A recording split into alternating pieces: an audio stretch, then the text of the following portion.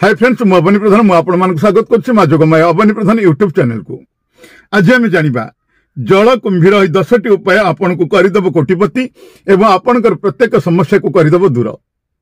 तो फ्रेंड्स ए बाबद कह पूर्व मुझे कही रखुच्छी जदि आपड़ एपर्यंत आम चैनल टी सब्सक्राइब करना घंटी ऑप्शन को जाई घंटी टी दबाई दे ऑल बटन उपर क्लिक कर आम चैनल टी सब्सक्राइब करनी एवं तत्संगे संगे जदि वीडियो भल लगुता लाइक करूँ कमेंट्स करूँ शेयर करूँ आगे हाँ शेयर तो निश्चित करूँ कारण आपंकर गोटे शेयर हुए तो अन्य कहार जीवन में उपकार आनी दो तेणु शेयर करने को जमा भूलें एवं ता सहित जदि आपण आमर पुराना सब्सक्राइबर आपन को प्रत्येक वीडियो गुड़िक आमर पुराना वीडियो गुड़िक शो करना ताले आपण प्रथमे चैनल टी को अनसब्सक्राइब कर दिंतु एवं ता सहित पुणी थे सब्सक्राइब बटन उपर क्लिक करूँ एवं तापर ऑल बटन उपर क्लिक कर दिंतु निश्चित भाव आमर पुराना वीडियो गुड़िक आपको शो कर जदि आपण मानसिक ठाकुराणी माँ जोगमाया को निज गृह प्रतिष्ठा करने चाहूँ ता सहित मदांग प्रतिष्ठा महालक्ष्मी यंत्र प्रतिष्ठा होम यज्ञ गृह किरण गृह शुद्धि ग्रह समस्या एसबू जदि आम मान पंडित मान द्वारा करने चाहूँ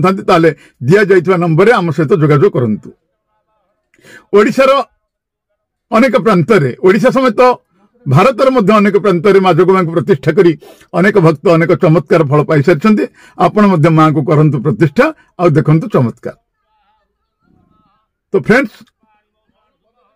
जदि आपणकर कौन समस्या थाए समस्यार समाधान चाहते ताहले ए नंबर आपण आम सहित जोगाजोग करें। आसतु जानिबा जल कुंभीर 10टी उपाय आपण को करदेव कोटिपति।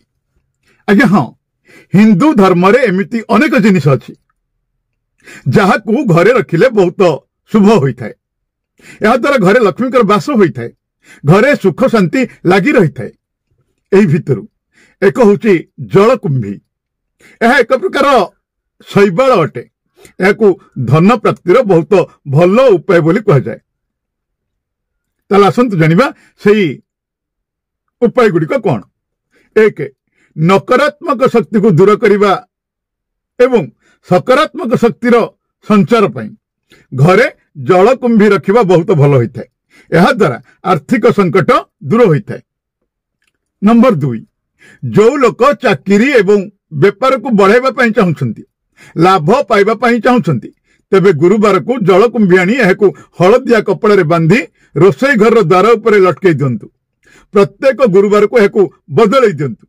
यही उपाय करने द्वारा आपन को चाकरी एवं व्यवसाय रे सफलता मिलता है।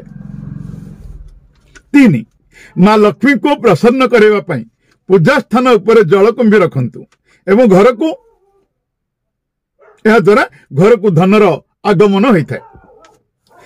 4 पारिवारिक कलह मन मालिन्य भली नकारात्मकता को दूरेबा जल कुंभीर साहाय्य नियति आवश्यक। यह परिवार समस्त विकास रे साहाय्य करिथाए। 5 पुराना जल कुंभी को कौन नदी पोखरी किंबा बही जाउतबा पानी रे प्रवाहित कर दिंतु। एमिति करिबा द्वारा घर एवं परिवार को आसुथिबा विपद दूर होता है। 6 जल कुंभी को माँ लक्ष्मी चरण रे रखिबा द्वारा आर्थिक समस्या दूर होता है। यह द्वारा कार्य रे आसुथिबा बाधा दूर मध्य होता है।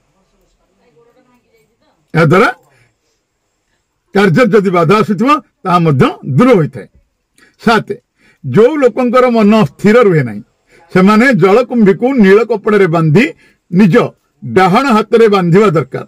यह द्वारा मन शांत रही है। 9 जल कुंभी को घर मेन गेट उपर टांगिबा द्वारा नकारात्मक शक्ति दूर होता है एवं घरे दुष्टात्मा प्रवेश करि पारि न थाए। 10 जदि स्वास्थ्य खराब रहता है तेज जल कुंभी को ताबिज रे भरी गले बांधतु। यही प्रक्रिया रविवार को करंतु। यह द्वारा रोग दूर होता है। फ्रेंड्स आपण तो आज जानिले जल कुंभीर 10टी उपाय आपन को करदेव कोटिपति।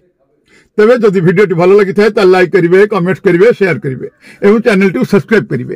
तेबे आ गोटे वीडियो पर्यंत मु रहूची आपण मानकर चिर परिचित अवनी प्रधान। नमस्कार। जय माँ जोगमाया। माँ आपणकर चलापथ कुसुमित करंतु।